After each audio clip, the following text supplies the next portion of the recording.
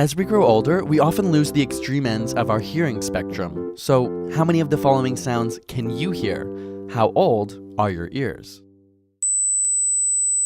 Okay, if you can hear 8,000 hertz, you're both alive and not hearing impaired.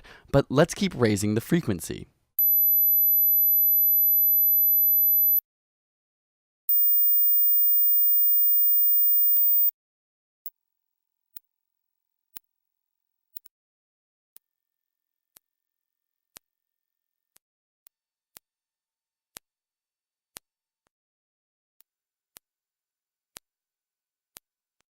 How high could you hear?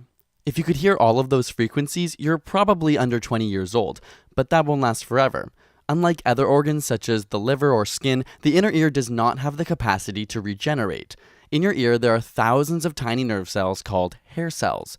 These are responsible for picking up different frequencies and sending the signal to the brain where it's processed. But as you age, the continual exposure to noise and loud sounds can break, bend, and destroy these cells. So why do the high frequencies go first? It turns out that the hairs tuned to high pitches are the first to encounter sound waves. As a result, they experience more stress and tend to degenerate earlier, which is why the older you are, the harder it is to hear high pitches. Got a burning question you want answered? Ask it in the comments or on Facebook and Twitter, and subscribe for more weekly science videos.